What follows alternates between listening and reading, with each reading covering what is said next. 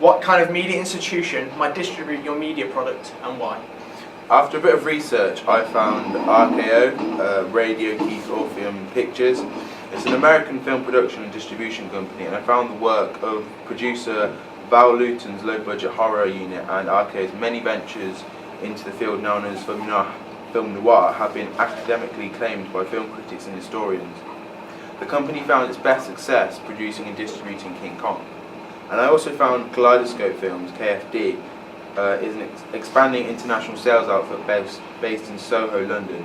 KFD is a one-stop shop offering full UK and international distribution and sale capabilities, and their distribution features films such as Josh Whedon's The Avengers.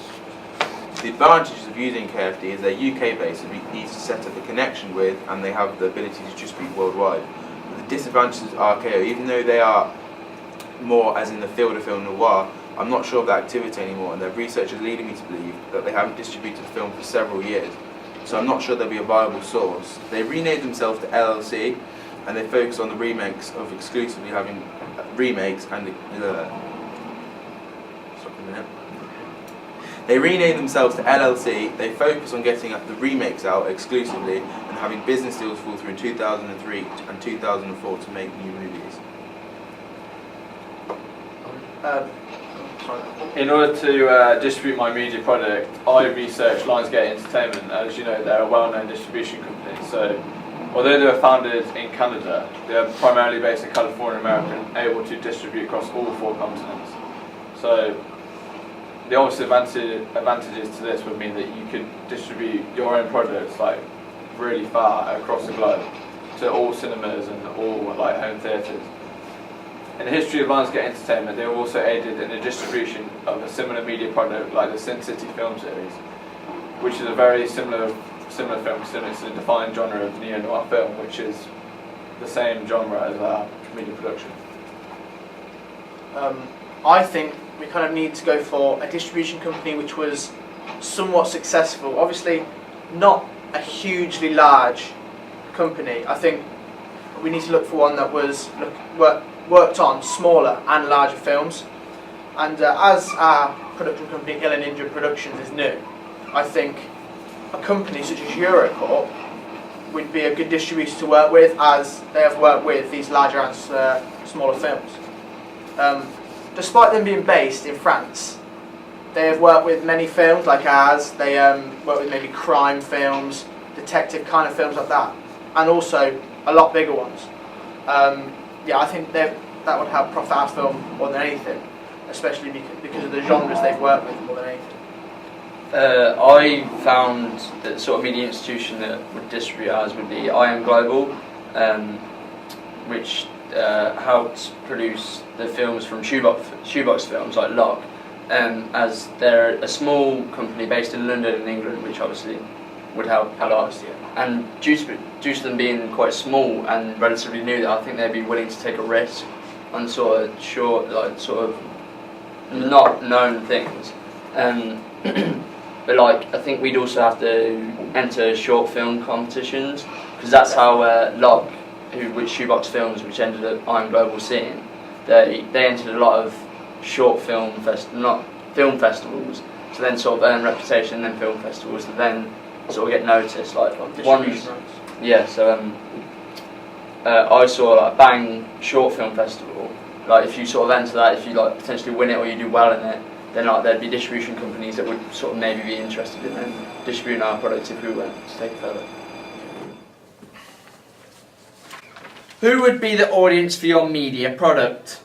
I think we did a bit of deliberation with this. We did some BBFC research, and we kind of looked into what criteria there is for a film to be a certain age, and we think ours is in a more of a 15 and above range, as because there is a little bit of drug use in some of ours, and it's like the feature of cocaine. But we do not promote or encourage the drug misuse, which makes our film 15. Which is like films like adulthood also use cocaine and they've still been rated at 15. There's been violence, which again we are showing, but not dwelling on the infliction of pain or injury, because stronger gory images would make the film an 18. And finally, the language that's used. There are some swear words in it, but any stronger or derogatory language would raise age of our film to an 18.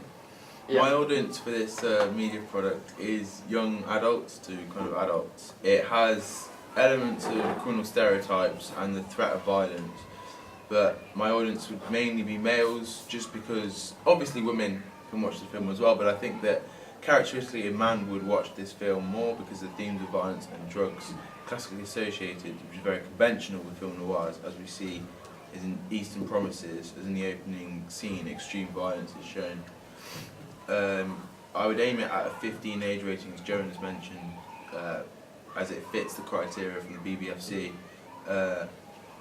and it would hit the interest of people who appreciate thriller, drama and film noir, and it would be very relatable to adults over the age of 30 years old. I would use this target audience because the same target audience as our target audience research, and also a similar audience to a film like Pulp Fiction, which has the same challenged and followed conventions, and they have similar themes and characters and violence. I think going back to Joe's point with the BBFC research, I think if we were to then sort of go over the board with like the sort of the drugs and the swearing and the violence, then it would make it an 18, and the sort of 15 to 18 sort of category, that's like a very big market for like people that want to be watching this sort of film. So like that's one of the main reasons why we sort of kept the drug use to within the requirements, to then have it as a 15, because that's the sort of audience we want to be aiming for, but a large majority of it. So that's one. Like similar to Joe's point, like if we were to like if the film was going to contain like an excessive amount of blood or images of death or like connotations of death, then it could deter like the audience, like our targeted audience, from watching the film, because they wouldn't want to watch such excessive like violence or gore, and it wasn't like needed. The opening sequence is, well, the whole production is set in a dark setting, which is maybe trying to resemble London, probably part of London or like a city area. Like that was what we were going for. If we took away the 3-year margin, that's a very large audience that we're kind of shielding away from our film, which at the end of the day is a large audience that won't pay to watch our film, and that's a lot of profit that you lose. I think a lot of like 15-year-olds and above are kind of growing up with the idea of violence now, video games and whatnot, and I think, you know, there's no need to, maybe obviously the more gory stuff I think we need to obviously keep that for 18-year-olds, but if they're 15, they've more or less likely been seen more gory images before, or like gory images and like death. Obviously, we can't hide away from the idea of using death in our film noir because it's such a conventional aspect, like crime or detectives. There's kind of that aspect, like in Chinatown, it's based around a detective story, and I think we can't really hide away from the death. But if we show too much, I think that's what will bring the rating of the age up. Yeah, I think going back to Tom's point where he was on about sort of like excessive gory images, like that's, I think only a small audience sort of enjoys or like is willing to watch a film that's so like gory and so shows that sort of thing, like, so you're then cutting down our audience like even more, like if we were to show like excessive gory images. And although like our primary audience is mainly, you know, those located within the UK, it could also like attract an international audience. It just depends on whether, you know, it applies to them, it is relevant to them if they want to watch it. How did you attract or address your audience?